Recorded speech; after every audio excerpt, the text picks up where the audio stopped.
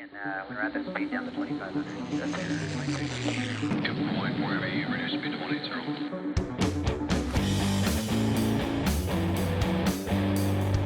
BlackBox. It's cool to have you guys back here on KP's BlackBox, and I've got one of my young associates, and man, what would I call you? You're in the family now. We're like family. I'm like technically your mean old uncle. You're my uncle-in-law. Uncle-in-law. I don't know if that works that way, But yeah. So, ladies and gentlemen, please welcome to the show the infamous, the famous, the soon-to-be famous Mr. Zachary Stein. Fingers crossed. Yeah, we'll give you a little. Oh, there it is. The little girls love you. Oh my God. That are 18 or older. Yeah, okay. That's better. That's better. Yeah. How you doing, man? Good. Life is good. I'm very free. That's all. You look high right Interesting now. way to You've been say it. smoking weed today? No, I'm high on sleep deprivation and But yeah, you were telling me you were doing some Accutane thing or something to I am. get your teenage acne under control. Yeah, I mean, I've always had this is an interesting note Let's to just start get on, into it. but Let's yeah. just bust your balls right from the beginning. No, I don't know. I think a lot of people have acne, but I always had like acne in high school. Yeah. And it never really bothered me. I wasn't insecure about it or anything, but like probably a few months ago, it just started getting painful. Like I would yawn and my face would hurt. Jeez. So I went to the dermatologist and they were like, yeah, we'll put you on Accutane, which I found out after that was like a freaking nuclear bomb it's like the Your chemo body, of yeah. acne. Jeez. So it just like dries you out real bad, kills your mood. Like the big side What kind effect. of mood? What? Like, What do you mean? Oh, I get it. Innuendo. Yeah. brown chicken, brown cow. And Kenny and I were just talking too before the camera started rolling. But I'm usually like a pretty upbeat guy, super energetic. But man, it is just like, I guess even this won't make sense for anybody who's just listening and not watching. But I feel like I'm usually up here, and it has had me level out to down here. And so I wonder about people who are normally here and then start taking it. Because that's like the big, you get the box and it's red flags and caution signs. Like, if you're depressed, stop taking it. Really? 'Cause the biggest side effect that people are scared of is depression. Jeez. But I mean, I'm not depressed. I feel a little dull. Well, dude, I mean, this is 2020. Mm-hmm. A lot of crazy stuff has happened in our world. Yeah. And even without Accutane, butane, or any of the tanes. Propane. Propane. Propane accessories. Let's make some rhymes here. There's a lot to feel sad about. Mm-hmm. And, we were just talking about off camera. You had a friend or friend of a friend who just passed away in a bizarre boating accident. Yeah. He was snorkeling and got ran over by a boat. That's just crazy. Yeah. You're just out there having a good time thinking, oh, look at the beautiful fish. This is beautiful water. It's cool. Hey, my world's kind of away from me right now. I'm face down, checking out the ocean and the beautiful scenery, not thinking about COVID. Yeah. Not the worst And a last boat. thing to see. Yeah, that's a good perspective. Pretty terrible way to go out and unfortunate. And he was a good guy. But Well, you know what? Let's do it. What's his first name? Brad. Brad. Let's do a toast to Brad today. Cheers to Brad. But along with Brad, something that you're well aware of because you used to sit behind the desk over there, and we would toast our military. Yes, of course. So always want to give a shout out to our nation's finest men and women. Thankful. And their families who serve right alongside of them, of which two of my sons coming home next week. Don't get my boys in trouble, Zach, because I know you. Tell him not to get me in trouble. Well, no, you're good at bringing the party. Let's just put it that way. But getting off subject here of toast to Brad and his family.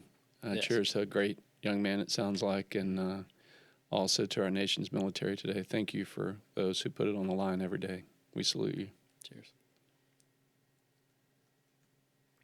We can sip this along the way. Yeah, I wouldn't take that whole thing. And in full disclosure, Zach looks 12, but he's actually 21. I'm actually 17. God, I don't need any trouble. I don't No, need any I'm trouble. 21. I'm 21. What's your birthday? December 28th, 1998. There you go. I'll put Now my the card on hackers are camera. out there going to be Yeah. looking for you. Zachary Stein. What's your social? All right. A week before your birthday. Yeah. Happy early birthday. And guess who Yeah. else has a birthday in December? Sophia. And You. Who else? A-hole. Yeah, what did I text you? Happy birthday, old geezer. Yeah. What are you now, like 70, 71? Keep trying. You're 51. You know, this might be the first time on the podcast that you actually get to see someone get their eye dotted. What does that mean? Means I'm going to come across the table and hurt you. The social distancing is not going to happen Yeah, anymore. I'm telling Northam. Yeah. Look, this is 6 foot. Yeah, just about. Yeah. No, it is. Yeah, it is. It is. So, He has a tape measure. yeah, he's got it out. I'm telling you. We're good. But, So, yeah. Anyways, Zach Stein, the reason I want to have Zach back on the show today and in front of the camera versus over there working the machine, which he doesn't do anymore. He quit my financial services firm, Kenneth Porter and Company, which is, again, one of our sponsors. The way we do sponsors now is kind of segue it into the conversation. oh, I like it. So if you want sane, sound, simple strategies to help you get from where you are to where you want to be financially, give us a shout out at Kenneth Porter and Company. We'll see if we can help you. We're a good fit to work with you. You know, actually, to add on to that, working here for, I guess, a couple of years, Yeah. 2018 to 2020, showed me nothing but the integrity that's here at this company. No. And one day when there's a big number in my bank account, I will definitely be coming back to Kenneth Porter and Company. And now Wow. it's on record, so I Dude. guess that's contractually binding. But Yeah. Well, along with the royalties from your your music to BlackBox Publishing. Yeah, Right. and Kenny Who did not tell me to has a say show. that, but you know, Yeah, there I were guess no- a third party threats, account no- is yeah. always good. Yeah, But no, dude, I am. This is like a love session, right? So Yeah. thanks for the shout out to Kenneth Porter and Company, our sponsors, and then also Miller House Coffee. My son-in-law and my daughter make the most amazing coffee, which we're drinking here. See the new cups, Oh wow, that looks great. and guess what you get for being a guest on the show today? A mug? A mug, Yes, sir. big old middle finger, and are the T-shirts here yet, Ian? So they're coming. Oh, sick. Checks in the mail. You know, I'll just shout out another sponsor. When I worked here, I got to drink this coffee every day, and I no longer work here, and I don't get to drink the coffee, and I miss it dearly. So what Zach's talking about. Hint, hint. Miller House Coffee. This is our proprietary blend, Kenneth Porter and Company's own blend that Sarah Yeah. made for me. It's actually Miller really House. flipping good coffee. Morning Call. All right. So if Yeah, you I wanna remember get- I wanted to name it the Billionaire Blend, and then I was unashamedly beaten out by Morning Call, which is a much better name. yeah. Well, Pharrell may have tried. No, that's too close to Billionaire Boys Club and all that stuff. True. So he'd have sent the mafioso after me. But hey, dude, in all seriousness, having you here on the show today, what spawned this was I saw a post that you made, I think last week, on Facebook and Instagram, one of the two. Zach is an amazing artist, and I don't say that about a lot of people. I've worked with a lot of folks in the music business in the past, and multi-Grammy winners and Dove Award winners, from engineers to musicians to producers. And I just lucked out to get the opportunity to work with those people. It's not like I went looking for them. It just happened. Yeah. You know, God conspired for me and Yeah. gave me an opportunity to work with some really cool people, really fun people. And I love music. I have very little musical talent. So there's a love that I have for people who just have that talent. You're one of them. And so I thought it was really cool, and I wanted to share with our audience a great breakthrough you've had from 2019 to 2020 that we were talking about off camera, that if we were even 20 years ago and an artist had 200,000 plays of a song, they would effectively be a platinum artist. Right. You have that.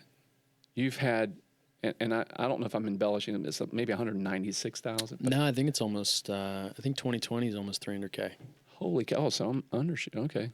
Under promise, over perform. Way to go, Zach. Yeah, set the bar low. That's That's my motto. But what was crazy is 2019, it was less than half of that. So you had 100% improvement right.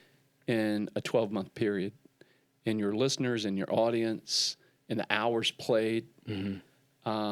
And dude, that's just a shout out and testament to your artistic ability, and that people were starting to hear your sound. So, you know, I'll pop the bubble of your head before you go out the door today, or try to do it on the show and embarrass you. But what do you think that came from? How did that happen? It's well, in short, statistically speaking, Spotify. So, Spotify. Thank you, Joe Rogan. Yes. There are so many different streaming platforms and ways to listen to music, but Spotify, I think if I have the number right, accounts for like 80% of that in today's day and age. As big as Apple Music and Pandora and Deezer and Amazon, as big as all those are, Spotify just has this really huge user base, and a lot of them are really loyal to Spotify. And one thing that they do is they have this playlist called Discover Weekly.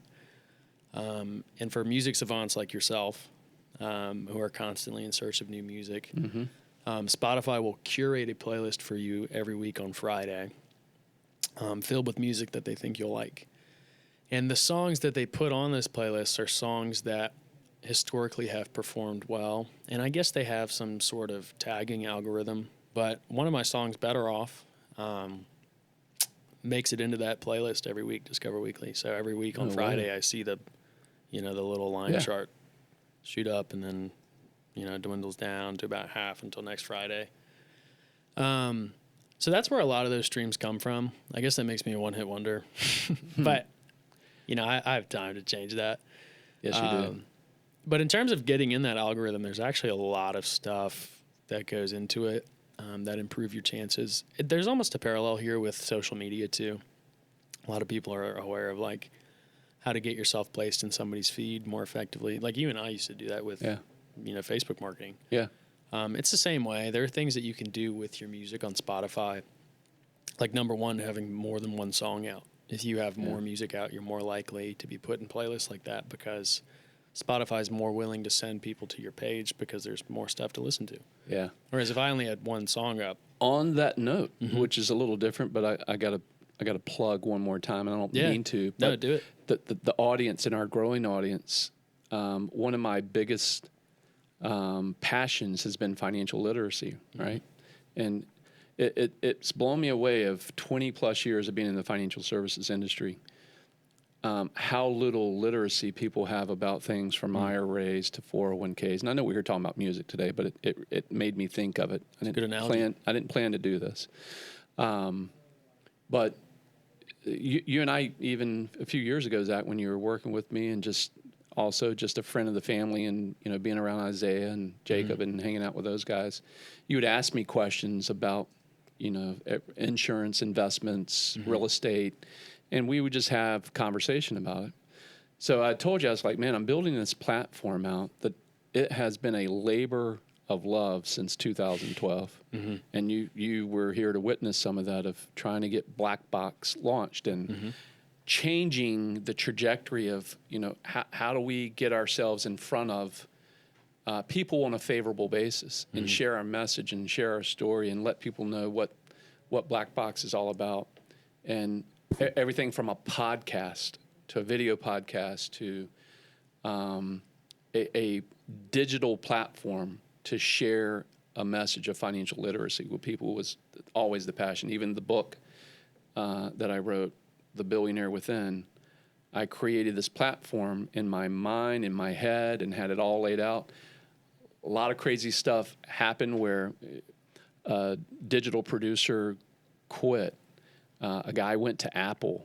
My web developer couldn't get things done in time because his daughter was dealing with seizures and just life, right? Life gets in the way of everyone, and so things slow down. Well, I have an old friend from the business, and you don't know this. That's why I'm sharing this with you and sharing it with our audience today, because something great's happening in February.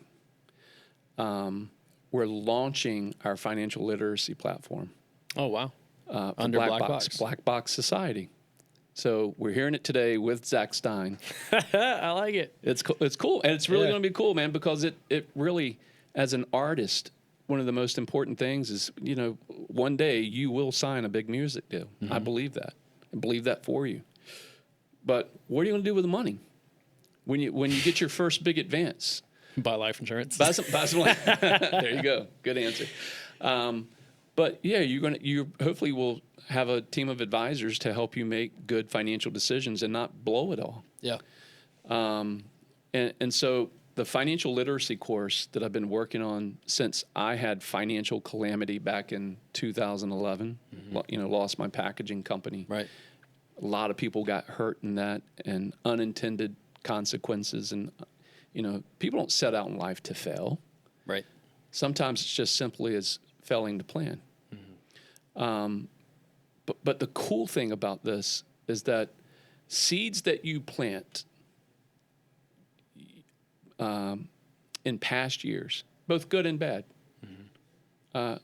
come out in the form of harvest, right? So cultivation is what no one likes to do. But I've been cultivating this thing in BlackBox for years. Yeah.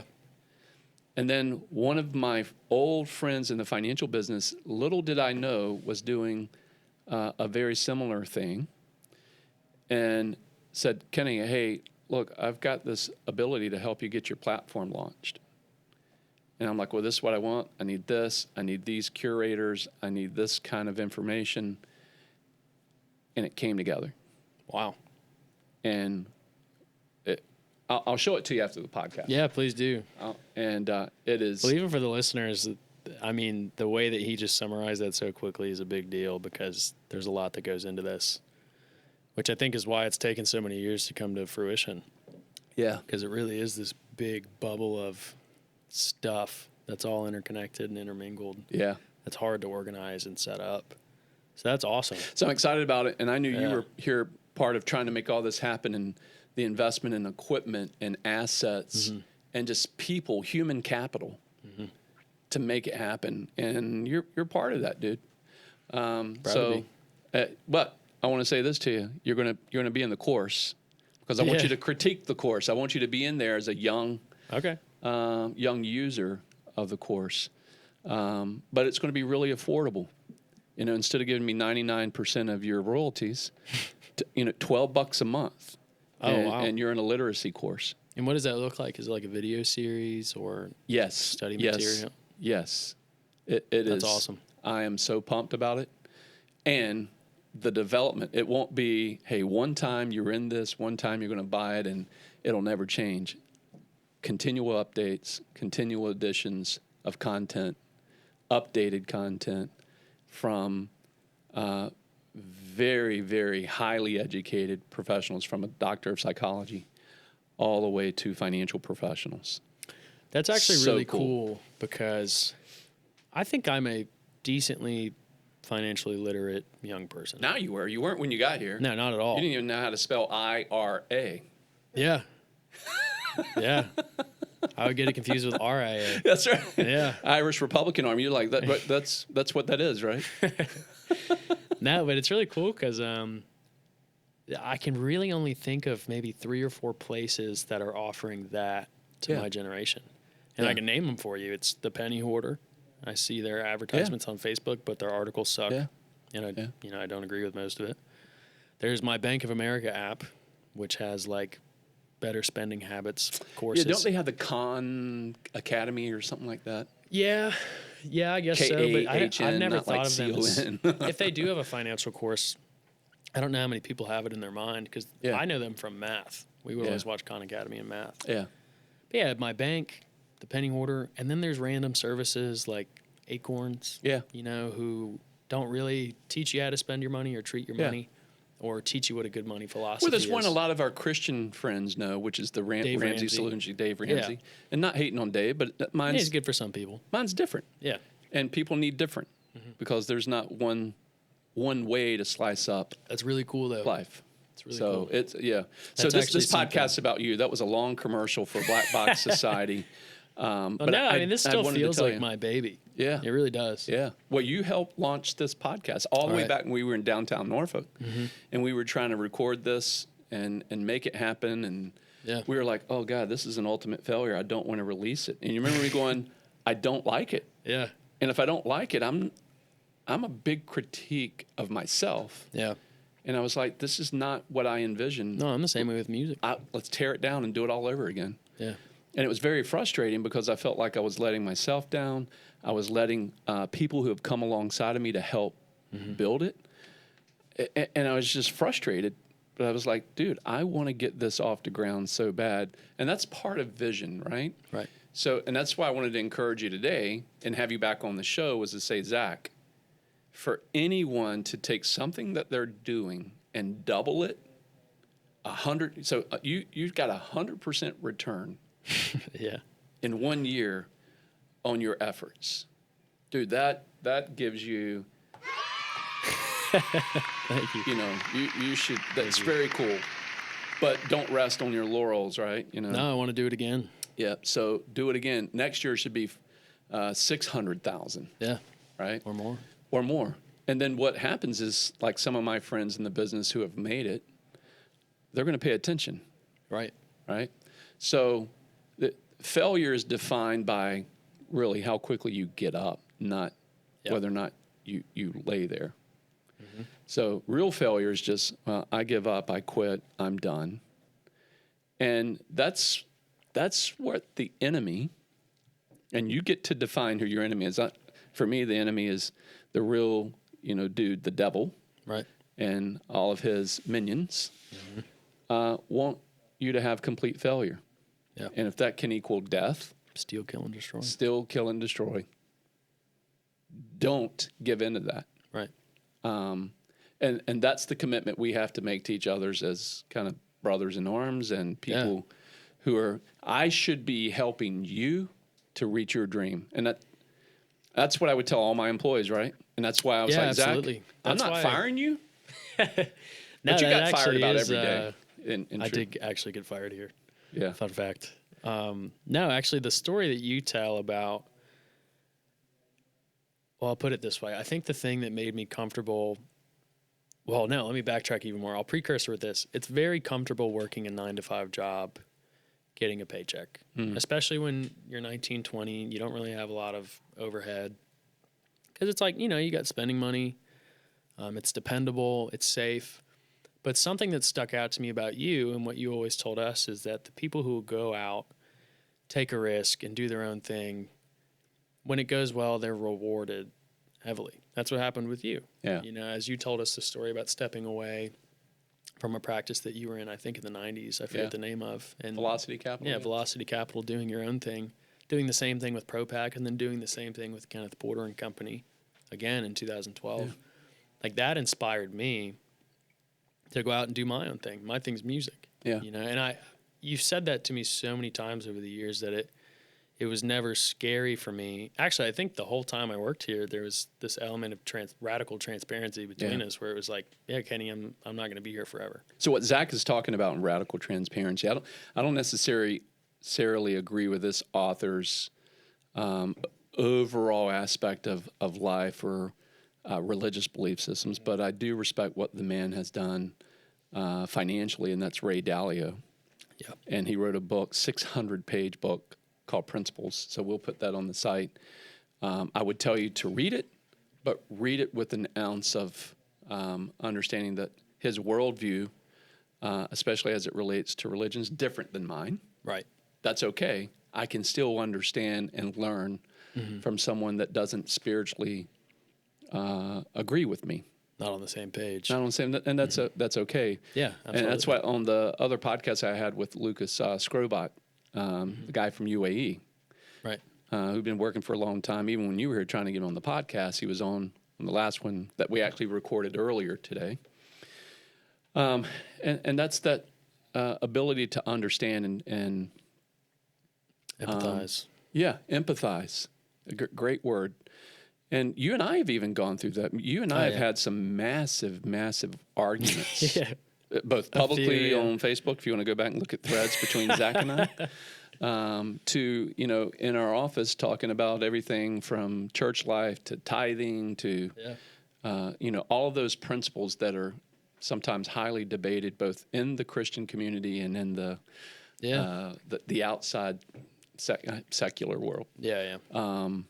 But what we can walk away from every day is say, hey, we still love each other, we still respect each other, and right or reconciled. That's right. Yeah. That's exactly what was said on the podcast with Lucas today. Is that the society of where we're in today, everybody wants to be right. Right. And even sometimes I have to confess, there are times that I just want to be right. Well, it feels really great to be right. Yeah. Yeah. When you get right, you're like, oh yeah, I'm right. Yeah, and I'm always right. Yeah. Right. Right, Zach. Yeah. Right. Facetiously. Right. But the key word to this, and it was Joseph Garlington. I was at a conference with Kathleen a few years ago in Pennsylvania and had some client meetings up there. And, I wasn't paying attention in confession here. I wasn't paying too much attention to the sermon until this guy comes on stage, Joseph Garlington, black pastor, bishop over a bunch of churches in the Philly area. Mm-hmm. And he talked about this argument that he and his wife got into. And he said what she really hit him between the eyes with that has stuck. And now him sharing that has stuck with me years later, which is, when you get into these arguments in life with people, whether it be your spouse, business partner, business professional, or maybe somebody that's just completely contrary to you or your beliefs, do you want to be right or do you want to reconcile your differences? And this is going to sound like a common theme for people who are listening to the last two podcasts, yours and then Lucas's. Yeah. But dude, that's what it comes down to, is that what we need on this planet today more than ever is people trying to really reconcile their differences. Yeah. And I don't want to make it sappy and sad, but dude, that's it's very real. Really where we got to get to. And that's one thing I always appreciated about you and still do, is that I can give you some royal hell. And I've done it. And in some cases even done it publicly, but you and I knew where we stood. Everybody on the periphery is like, oh, the old man is going after the young child. What? Shame on him. Right. And no, it's shame off them. Yeah. Right? It's even funny me explaining that, because after this Facebook thing, I've had people come up to me that don't know you, like, man, like, I guess you and that guy aren't friends anymore. And I'm like, oh, no, like, that's Kenny.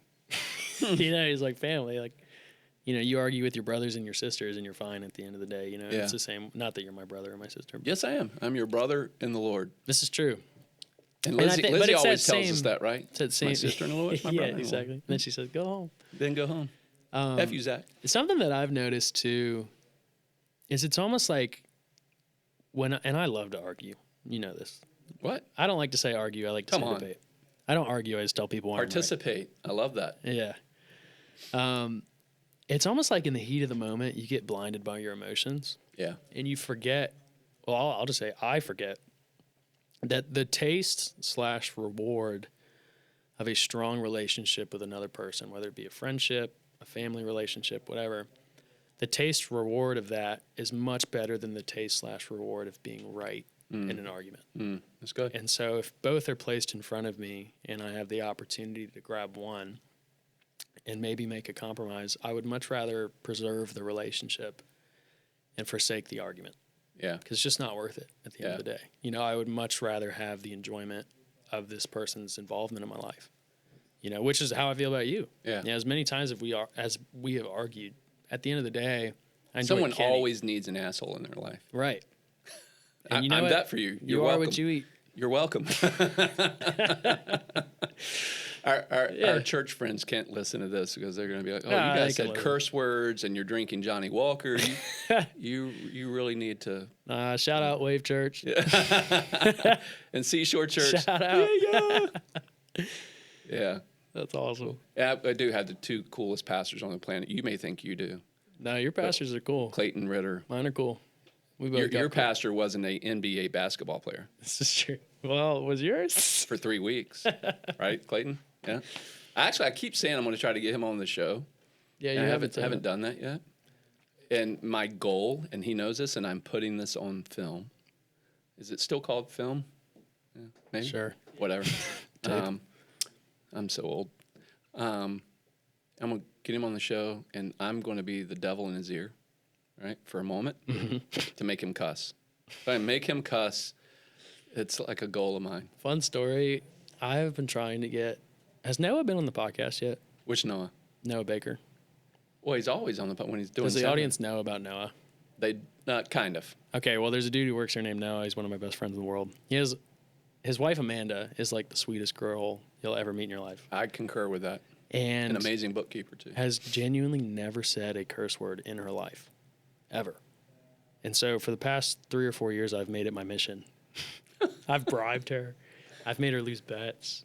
We've played rock, paper, scissors. She will not say a curse word.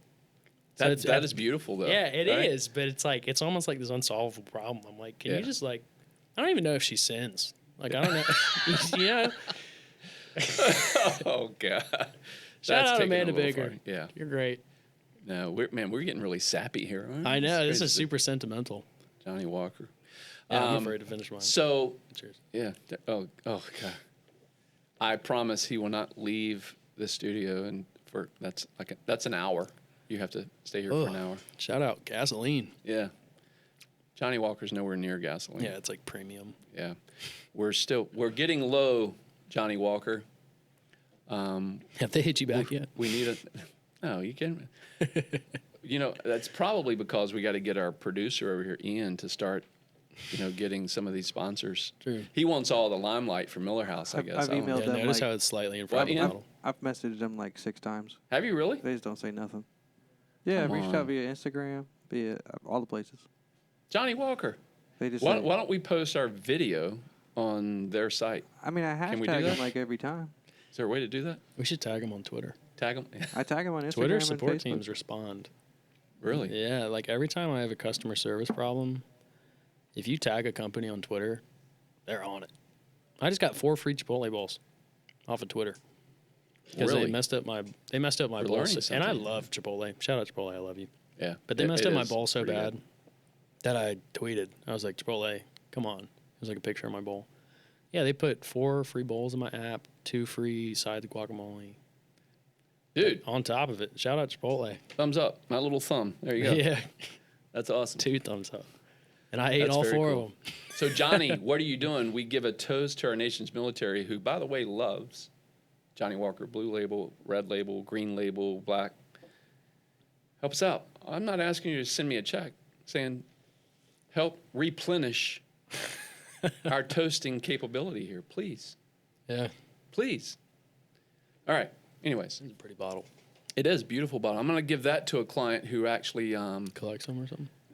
no, she and her husband actually melt those down and turn them into like different types of artwork. She has a business, Oh. smelting. I think it's called Smelting. Or smelting. I think it's smelting. Because you smelt ore. Yeah, I learned that but they in a melt video game. and it makes a beautiful art because of the blue tint to the glass. Wow. That's Which actually by the really way, I learned from one of my clients who owned a not a gift shop, but an antique shop. Mm-hmm. That the green glass, the old green glass or colored glass. like a Coke bottle. Yeah, some of the Old old it actually had uranium. Oh, Ian, whoa. can you look at that? There's and that's why you can see these glasses glow at night because of the uranium in the old Wow. in the old glass. That's actually really sketchy. So there's lots of people who collect that, and it sits inside their glass cabinets at home, and it gives off this really When the lights go down, it glows. Yeah, and for some reason, all of them just started growing extra limbs. Right. You know, and she has an eye in the middle of her head. No, I'm kidding. Totally kidding, Pat. That is not true. She's a beautiful lady. Gosh, uranium is crazy. But that's right. Right, Ian? Uranium? Looking it up.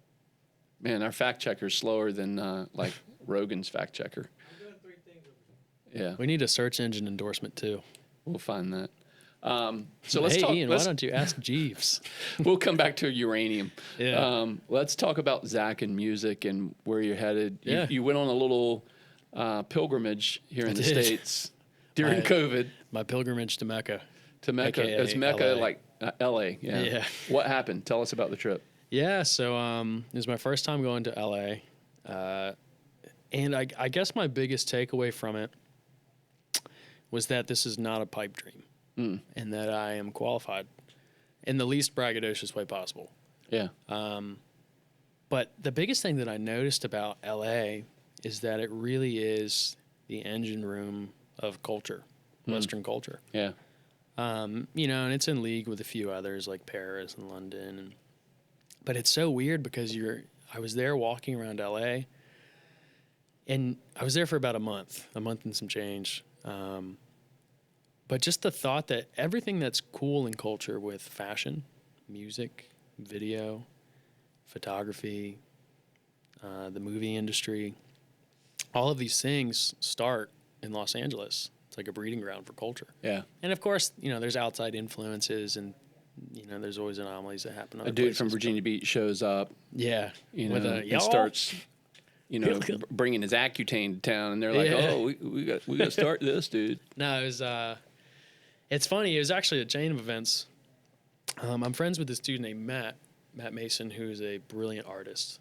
Shout out to Matt Mason. Shout out Matt Mason. Great guy, too. Local guy who He is. made it in the music business.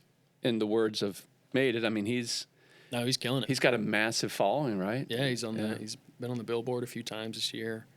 That's cool. They actually just released a single yesterday on his side project called User X. So if you're listening, check that out. It's called Above.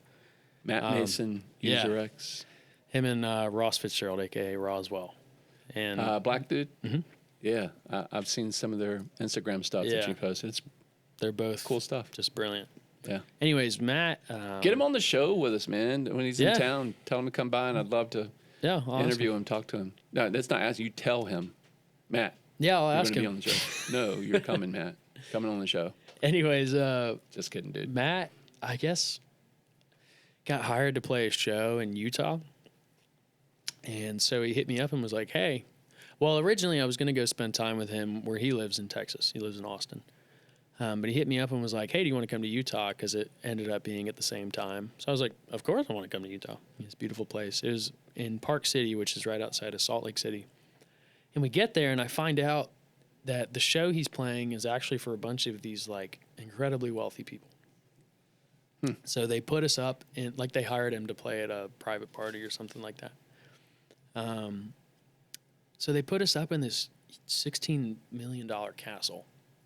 Jeez. Which, and this, I guess what I'm trying to say is we end up going to this castle. All of these influential people come to the castle. They have this little shindig for somebody's birthday. And I'm meeting all, like, I'm talking to The Weeknd's creative director. Then I'm talking to, like, Harry Styles, designer. You know, all these people who are so tied into the industry. And then there's CEOs of companies. There are people who own music festivals. It almost felt like the Breakfast Club. You where know what it sounds like to me? What? Is an old movie with Tom Cruise and Nicole Kidman. Eyes Wide Shut. I never saw it. Watch it tonight. Okay. You're going to be like, oh, can you have a camera here? Yeah, so I'm like, I'm kidding. in this room. You're going to watch it tonight. You're going to go, what? Anyways, I'm in this room, and it was my first time being exposed to that part of society. These people are incredibly wealthy, influential, and successful, and I'm in a room with them. Not that that really did anything for me, but it really opened my eyes to how things are at that upper caste, so to say. Yeah. So from there, we went to Austin. We just hung out, and then I went to L.A. And in LA, I got to be in some really cool sessions with some producers that I really respect. I spent a lot of time with my friend Bailey, who's a producer and makes beats, produces songs. Really talented guy. But It almost felt like my whole musical life I was playing catch up in terms of skills to all of the people who were already successful, all the people who were making it. And so I spent so many hours in my room just practicing guitar, practicing singing, making 100 songs, learning how to produce. And it never felt like I was getting up to speed with where everyone else was. And this literally continued all the way up until July when this trip happened. And then I go to LA, which in my head I built to be this massive like beast, this scary beast that was a symbol of the music industry, all the things I feared, the fear of failure. Mark of the beast. Yeah. I mean, hey. Yeah, LA was just such a scary idea in my head. I get there and I realize it's just a normal place with normal people, a lot of liberal people, but normal people. Not that being liberal is bad. I forget that I'm being recorded right now. Let me get away from this. We'll come back to that because I've got a few friends in my financial firm who are very liberal. Yeah. And which is great. I mean, we already talked about DJ Dirty Bill. Yeah, differing mindsets and opinions and learning from each other. Anyways, I get there, I get in these sessions, and I realize that because of all that practice that was birthed from fear, oftentimes I was the most qualified person in the room. Like these really successful producers who are great, but they don't know how to play an instrument. They can't sing. They don't write. They don't know music theory. Not to say that they're not good. Like, you don't accidentally become a really good music producer. Like, these guys are really great at what they do. And it's a different wavelength. How does that happen, though? How does a guy... You actually know music theory. Right. Like, you and my son, Jacob. Yeah, Jacob's go awesome. at it, and you get in these theoretical we argue debates about over music.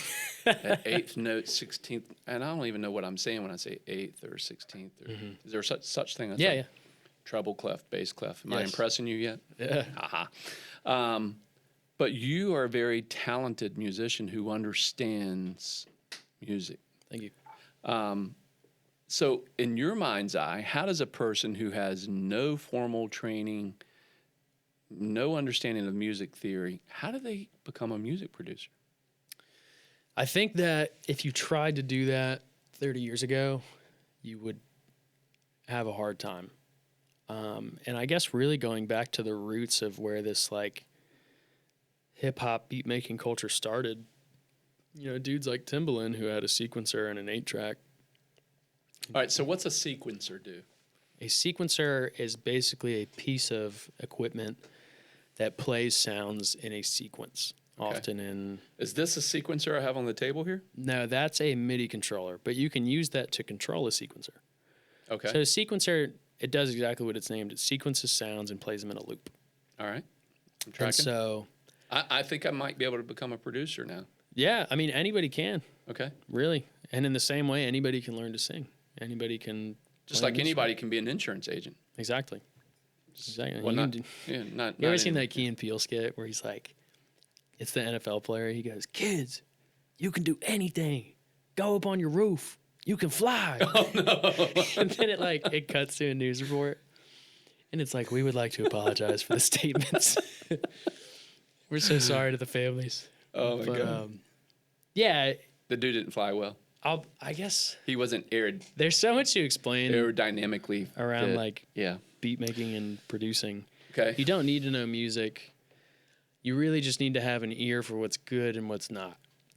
And yeah, exactly. If you can hear that in your head and get that out of your head into a computer, into music software, what musical ability did that require? I think I rapped on a couple of your songs. I don't know that you've produced or released them yet, but yeah, those are in the archives. I can't even talk about this. As where they should stay. And my sake. Where they should stay.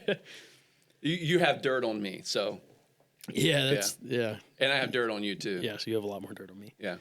It's like your little 14-year-old incident in my room over my garage. You're going to get me canceled before I even start. All right, go ahead. Anyways, so sequencer, a sequencer basically loops sounds and puts them together like in tracks. Yeah. Right? Well, the beauty of a sequencer is that, I don't know if you remember like the old drum machines from the 90s, like that Roland would make.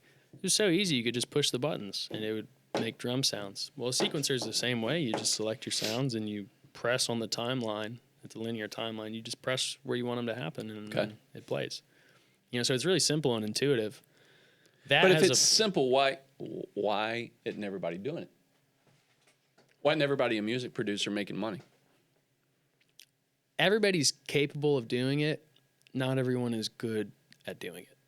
Yeah. Like, I can go outside and sprint, but I'm not great at sprinting. So I'm not super fast. Okay. I can't go for super long. I don't have the endurance. Whereas, if I go up to somebody who's... You have a life insurance license. I do. But I don't think you've ever sold a life insurance policy. I haven't. I'll sell myself one day. One day when you sign the big music contract. Yeah. Okay. Yeah, I think that the thing that differentiates the good from the great is the people who fall in love with it. Because there's the kid who, for the analogy's sake, there's the kid who gets a sequencer for Christmas and picks it up a few times. And then there's the kid who gets a sequencer for Christmas, falls in love with it, locks himself in his room, learns every parameter and control on the sequencer, and becomes a master of that piece of equipment. Like Jacob did with a guitar in my office years ago. He grabbed the guitar out of the closet and said, "Dad, can I take this home and play it?" And Jacob's a perfect example because he got really good with what he had, which back then wasn't that much. And now you look at his guitar. It's a great guitar. What are you talking about? Yeah, but that compared to what he has now, multiple guitars, pedals, all of this knowledge. Yeah. All of that's because he loved what he had, and he loved his craft, and he got really good at what he... Take me back to when you first started playing. What was the first instrument you learned to play? Technically, the drums. Really? Yes. I thought you would tell me piano. No, piano was actually the last. I had that backwards in my head. Yeah, my dad's a phenomenal drummer. He wouldn't Your dad, ever by tell the way, you that Mr. about Stein, himself. cool dude. Yeah. Bright guy. He's like Brilliant. a wizard, programmer, scripter. Just a different type of brain. Yeah. That's Zeros a lot and smarter ones. than mine. Right. Is he like a cyborg? Probably. Yeah. Or he's from Mars. Anyways, my dad... No, he'd be from Venus. Women are from Mars. True. Women are from Mars because they crash their dad's cars. That's Oh, really? Whoa, rhymes. Poet didn't know it. Anyways, great drummer. He would never tell you that about himself because he's humble. Yeah. Which I'm the most humble man alive. Yes, you are. Irony. I Anyways, concur. when I was a kid, he would always be working at his computer because he's an IT guy. And he'd always play music over these big speakers, and he'd listen to Pink Floyd, Led Zeppelin, Frank Zappa. And it had been a long time since he'd played drums because when he had 4 kids and lived in an apartment, he sold his drum kit. But he kept his sticks, and he would beat on the couch. And then when I was a kid, he would give me a pair of sticks, and he would teach me how to beat on the couch. Teach you how to count. Oh, my God. How to count to 4, like 1, 2, 3, 4. Okay. 1, 2. So it taught me how to keep rhythm, taught me how to hold the sticks, how to do like a paradiddle. Simple stuff. What's a paradiddle? A paradiddle is... A rhythmic beat. Yeah, it's a type of drum rudiment where it basically just tells you how to hit the drum in an order. So a paradiddle is like right, left, right, left, right, left, left, right, left, right, left, right, left. And then there's I think there's technically like 30 or 40 of those. So you were basically playing like Simon Says with your dad? Yeah, and I loved it. I loved it because I was really close with my dad. Do it with me. What? Do me a paradiddle and see if I can do it. Okay, this one's called a paradiddle. Paradiddle. So you go right, left, right, left, left. I think you did a paradiddle, which is actually a real thing. Yeah, F you. And then there's paradiddle-diddles. Which is? Right, left, right, left, right, left. That sounds cool. I should do it on the mic. All right, so you went from paradiddles and paradiddles and paradiddles Yeah. and a paradiddles. All the limericks. Yeah. To how did that switch to hitting or picking up the guitar? Yeah, well, I have 3 older sisters, and we all lived in the same house, heard the same music. Hey, Sarah. That's so crazy. That's so crazy. Inside joke. Sarah actually asked for a guitar one Christmas. And because she had the same love for music that my dad passed on to me. So she picked up the guitar. She was probably like, I guess 11, because she's 5 years older than me. She learned how to read tabs, was teaching herself like Crazy Train, songs like that. And then eventually she just set it down, and, it had been a few months since she played it. And I wanted to play it, so I asked her to show me how to read tabs, and she let me start using her guitar. So I would this is when we had a computer room back before everybody had laptops of their own. It was like a family computer room. The lab. Yeah. So I'd sit there and go on Ultimate Guitar and learn whatever song my dad encouraged me to learn. I remember the first tab I read was Smile by David Gilmour, which is just like 2 chords. But I would learn these songs and be so excited to run into my dad's office and be like, look what I just learned. And he'd pause his music and I'd play it. And he'd be like, oh, that's awesome. And that encouragement would just like shoot adrenaline into me, and I'd want to go back and learn another song. And a lot of that was the music that he listened to, because that was all I really knew. I am listening to you, but it actually, while I'm sitting here interviewing you, I want to go find the song that you and Alex Guinea did that's not released, and so I think we can play it without license. Yeah, So I guess so. I'm going to put it. Well, we'll find out. They might shut our account down again, like they did last time when we played your song, and your publisher so kindly told us that we were violating your copyright. Now, so Huh?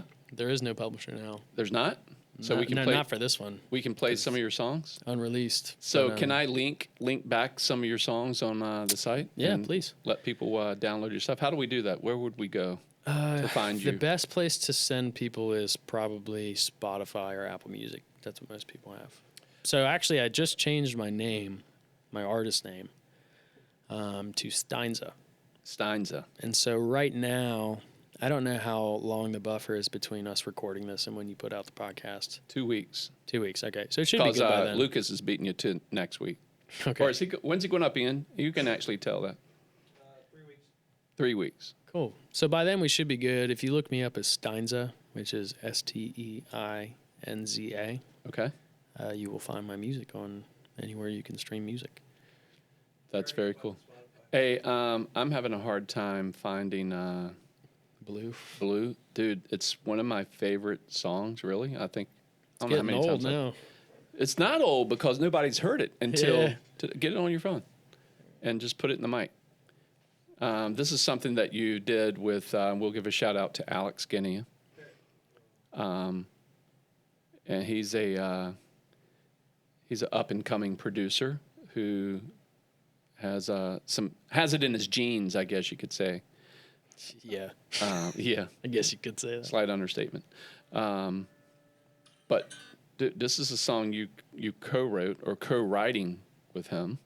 Yeah. I guess it's time for us to get back together and finish some songs. Come on, Alex, what are you doing, man? This guy needs your help. Oh, that's on me. That's Is on it me. really? Yeah. Well, yeah, that's what Serban told you once. Yeah. He said you treat him like a mushroom. You keep him in the dark and you shit on him. Is that true?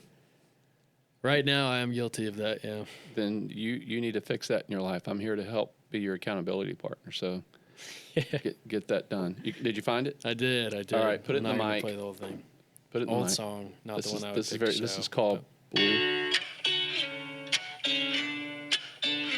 Yeah. I'm gonna put my rhymes to it. Yeah, freestyle. I think I'm through. My heart won't move.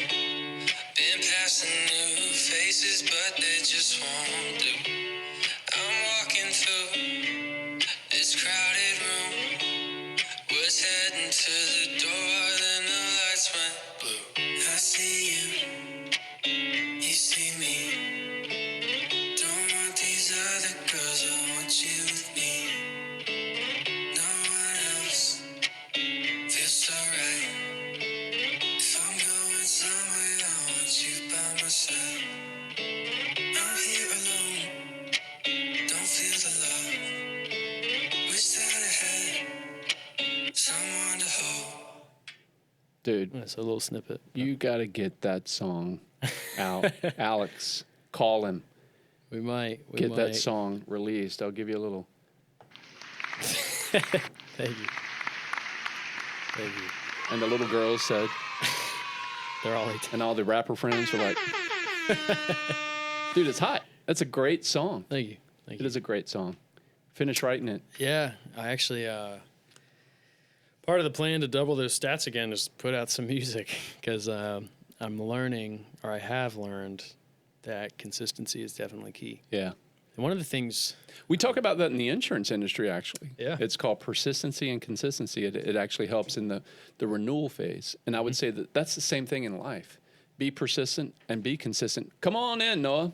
Come say hi. Actually, we were just talking about you a few minutes ago. That's the audio guy. Stick your head in the camera because we'll make this. That's the audio audio guy. There you go. Expert. Yeah, he's always late.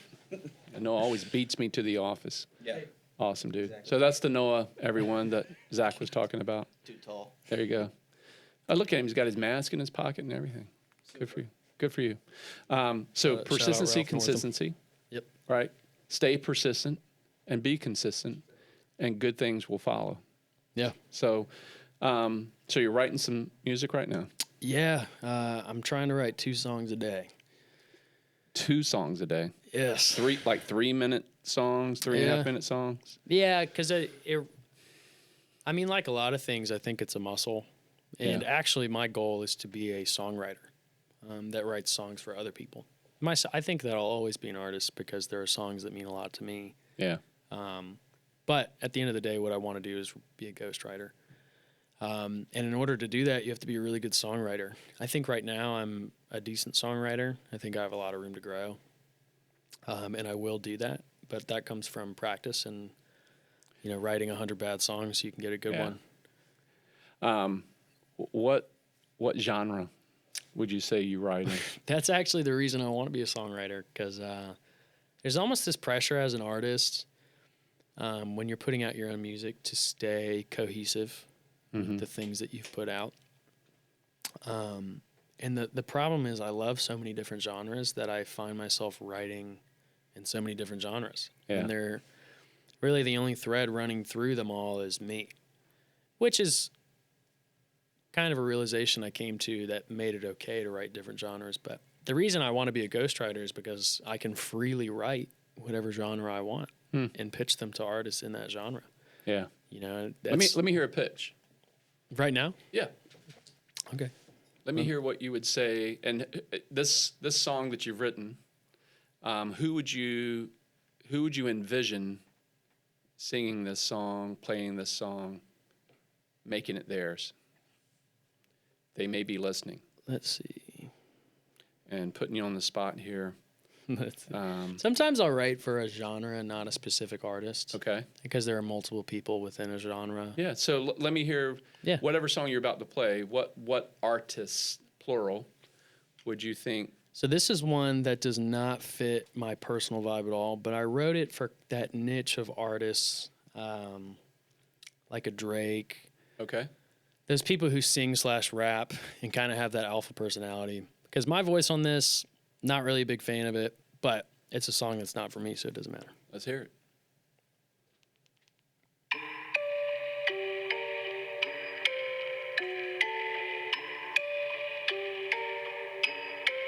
Baby, I know what you do.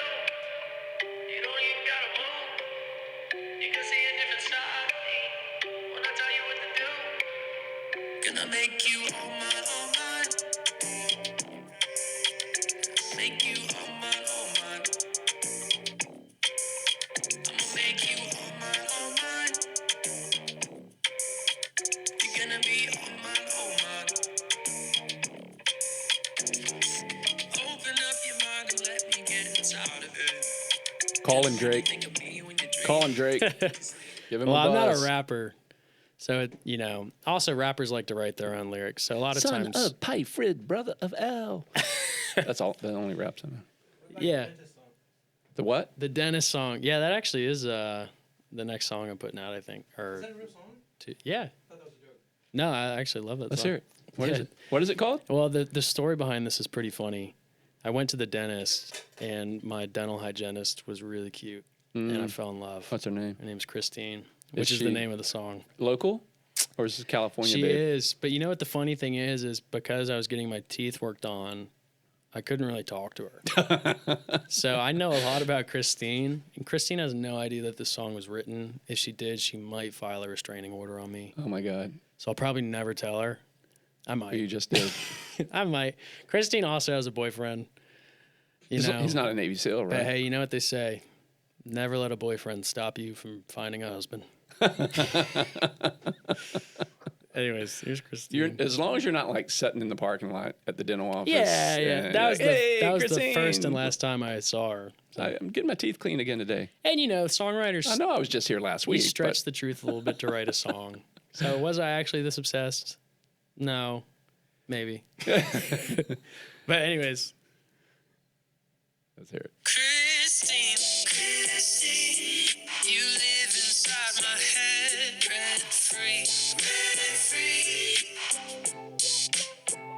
Excuse me, you got your fingers in my mouth, Christine. Are you serious? You would deep in my throat. So what, she's my dentist. This is really cool. I shouldn't be laughing. I wanna be more than a patient to her. To her, I'm a name on a wait list, but I'm determined to change it. I set appointments every week just to learn about Christine. That's different. That's actually cool, man. A little That's quirky. That's pretty. But- There's something with you and girls with like Christine and.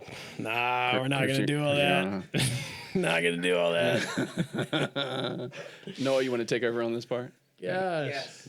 So we're down to like 2 minutes left, though, dude. Oh, really? Yeah, an hour. Wow, that went really That's quick. flown by, and I could do this all day with you, but we'll try to keep rolling with this because I really do want to bring this back to the entrepreneurial spirit that you have Right. in you, that God has put in you to be this great musician. And I will actually say, man, I believe with you, help speak that over you, mentor that over you, that you're going to crush it. Thank and you. it will happen for you. Thank you. Just don't give up. Yeah, Don't I actually stop have this writing. newfound determination. I forget who said it. It was another artist that I was watching an interview of. But she said music was always, it was Casey Musgraves, I just remembered. Yeah. Music was always plan A, and there was no plan B because she would do whatever it took to make plan A work. Dude, I got to tell you a funny story. So, I've been in Nashville working with an accountant friend there who has a lot of successful people. And from what I've seen in other successful people, Zach, it's a mindset. Yeah. It starts between the ears. It's the gray matter, right? And it's that whole, if you don't mind, it doesn't matter mentality. And that has to stick, and it has to you have to constantly revisit that and proclaim that over yourself. And obviously as a Christian, my mindset is, God, you believe that about me. Yeah. When am I going to start believing that about myself? Is now, right? Yeah. Act as if. So I'm in Nashville. I'm in Franklin, a little offshoot of Nashville. And I'm walking down the street. Guess who I run into? Guy Penrod. Oh my gosh, you told me about this. Isn't You that lucky crazy? bastard. Yeah, dude, it made my night. It was so cool. And I wanted to sing the Revelation song To the him. audience, I don't know how many times I've seen Kenny in a room full of people belt out Revelation song. Yeah, it's the one he did at Thomas Road Baptist Church. Yeah. And the country version. Holy, holy. Don't get me going. I'll start crying. But no, it was beautiful. Yeah. And he was one of the most charming dudes I've met in a long time. His wife was there celebrating her birthday. Oh, cool. And his kids are like freaking giants, dude. They're like How tall is he?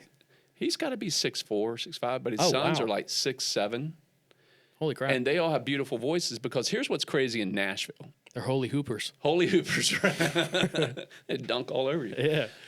And then sing the love of Jesus to you. But so we were walking down the streets of Nashville, and there was this shop, this pillow shop. Shout out to Sage Sleep and Mr. Redmond, who's the owner there. Just met him that day.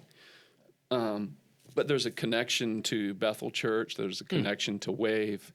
Is it Matt Redman by any chance? No, Greg is his first name. But successful entrepreneur, had 4 businesses, and long story short, God told him to start another business in Franklin, and he listened. He did it, and it's a successful pillow store. Like Wow. he sells pillows and all the accessories that go along with it. Give me some of those. Amazing store. Yeah, it's great. We actually bought a couple of them for our bedroom. But you're listening to the thing going off and going, is that making a sound in the audio? Is that what you're doing? That is what But long story short, this guy, at the end of each night or once a week, shuts his store down at 6:30 and does a praise and worship time, Oh, wow. and has like local community church come in, and different musicians come in and play, and they just want to spread that love and joy to the community. And it has taken on, like in that like little Main Street area of Franklin, people are like, we like this. We've now come to expect this. And other business owners are starting to do very similar things. Like one store has a prayer wall in it, almost like in Jerusalem. And people hang their prayer requests That's all cool. around the wall in a secular store. So it's not like spooky, scary, like, hey, you know, we're going to throw this Jesus belief all over you. It's, hey, this is who we are. This is who we believe unashamedly in our community. Talk about the love of God. And all they're doing, and part of that is they're not there to judge you or to take some position about who you are or what you look like. It's, hey, God loves you. That's our charge, is to do the same thing. And we believe in you. Yeah. We believe that you have an opportunity to get from where you are to where you want to be if you do your part, which is submit to what God's calling is for you. And your calling is to be a musician. You were here, you know, my wagon hitched to my dream. Turnip truck. Yeah, to my turnip truck. Fall off the turnip truck, right? Yeah. So you fell off purposely. Yeah, I jumped off. To jump and ran, and then I tried to run over you. But to follow your dream and passion, and that's one of the things in this KP's Black Box that I want to get out to people is, you know, I'm not trying to interview. It'll be great one day to interview very, very, very successful people, but I want people to understand that there are folks like you who are making massive strides in their prospective business, to take something that you're passionate about and follow your dream and go do it. Go get it. Yeah. And dude, you're doing that. And don't stop. Don't quit. I won't. I'll Ever. punch you in your eye. Because you got a double over last year. Yeah. 100-fold increase, 100% increase. I don't know, it's 100-fold, but 100% increase. I don't know what fold means. Yeah, it's some old Bible word. So. That thing. But dude, that really just encouraged me. It encouraged me for you. It encouraged me for me. That didn't happen because you went and partied and you went to L.A. and did. You probably had some fun, no doubt. But you're serious about your craft. And when you're telling me that, hey, you're trying to write 2 songs a day, that's encouraging to me that you're working, you're planting seeds for your future. And I remember years ago, Pharrell saying, I think a question I asked him was, dude, how many songs do you think you've written that you have in your inventory? Do you remember? And I think I shared this with you. It blew And my maybe mind. me, you, and Serban may have been talking this. It was over 3,000 songs or beats, he called them, Insane. that no That's one had ever insane. heard. And probably still to this day, I bet that's probably quadrupled, if not 100-fold. Yeah. Yeah. 1,000-fold, Yeah. 10,000-fold. That no one's ever heard some of the things that he and Chad have done. And they're in inventory. The seed is planted. And one day, he'll pull it out of inventory and go, hey, Zach, I think this song fits you. I might not have $500,000 to pay him for the beat. That's right. But yeah, I'm pretty actually cool. really excited because I genuinely believe in myself, and I think sometimes it's perceived as big-headedness, but I don't think that it is. I think that cockiness and confidence are different. Yeah. And I'm really excited to actually like use this video as a time capsule and look back on it. I think that's great. Because I really am, like, although I am the furthest that I've ever been in terms of music, like, I've never been at this point before. So I'm trailblazing for myself. I also recognize that I'm still at the beginning of my career. You know, so it'll be cool to, like, you know, be in my 30s or 40s looking back watching 21-year-old Zach crusty on Accutane, you know, talk about what he thinks he knows. Yeah. You know, What would you tell future Zach? I would tell future Zach to remember that you are doing what you're doing because God made a promise to you. I would tell future Zach to remember that I'm doing it right now for my future family. And I would tell him to remain humble and thankful and not to ever choose music, a career, money, anything over genuine relationships that I have. That's great. Have preserved. That's awesome. And AKA future Zach, there's a royalty payment to BlackBox Publishing of 99%. Future Zach, declare bankruptcy right now. Yeah. Dude, you're an awesome guy. I think great things are going to come your way. And please. Likewise with yeah. BlackBox and everything. That's Yeah, happening. I'm so excited about it. It's Yeah. really, I'm really excited about Me too. what we have ahead of us. But you know, we're coming up on Christmas, so Yeah. Merry Christmas to you and your family. Merry Thank you. Merry Christmas. Merry Chrysler. But feel free to come over to the KP and Co gym Yeah. where we have Sting Pong. What is that? Sting Pong, which is a version of ping pong. Or is that where you hit it at people's backs? So when you lose, which you will lose because Yeah. I'm the reigning champion, second place after Ian. Ian's actually putting the hurting on everyone. I actually don't know if you know this. The first time I ever came over to your family's house is when you were at Fury. And we played Sting Pong, me, Jacob, and Isaiah. And Jacob lost, and Isaiah hit the ball at him. And then they had a fist fight on top of the ping pong Did table. they, that's not surprising. Yeah. Yeah. That's awesome. And then we're not usually like this. I was like, okay. There are little dents all in the garage door from ping pong balls. Really? Dang. From hitting each other with those things. Dang. What's But, that Will Ferrell movie? Is that a ping pong movie? Which one? What's the funny ping pong movie? Is it Balls of Glory? Balls of Fury? Balls of Fury. Is that about ping pong? I don't think that was the ping pong one. I'll have There to is a check it out. ping pong movie. I remember it. But yeah, the KP and Co gym. You can come get your workout. I hadn't done that in a minute. Yeah, it looks like it. No, I'm kidding. Dang. Drop the bomb. Oh man, drop it on. It would have happened to any fighter because Yeah. at this particular point I was throwing.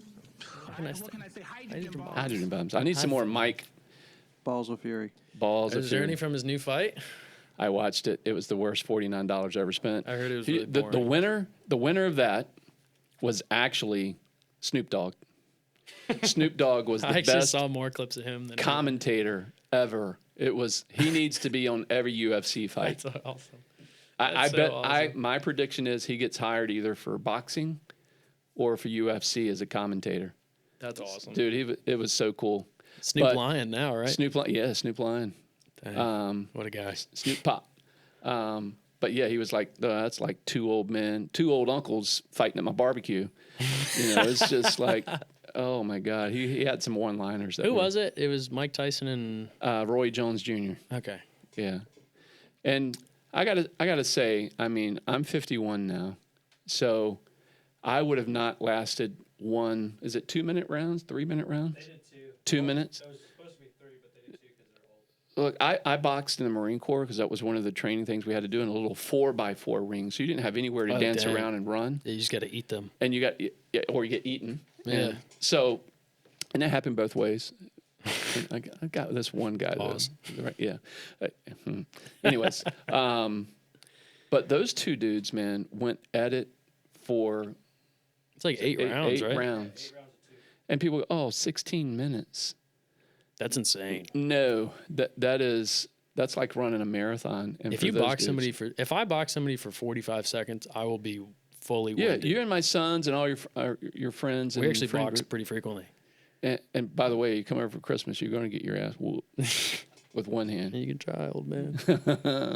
I hear. Bring your crap. Yeah, I'm actually going out of town. Yes. But yeah, shout out to Mike Tyson and Roy Jones Jr. You know, Is he two as old boys scary getting as he was? No, I have to say. But you know what? I wouldn't get in the ring with him. Yeah, I wouldn't either. Yeah, at 54 years old. Cannot blame you. And not with Roy Jones Jr. either. I mean, Is he also old? he is. Well, not old. Yeah, Seasoned. Yeah, you're going to get punched when the camera goes on. I didn't even think of that. But in all seriousness, we got off on a rabbit trail there. But dude, it was awesome to have you on the show today. We're going to mark this day, December 10th, 2021. We're going to look at your numbers again. Okay. Is today the 10th? Today's the 11th. 11th.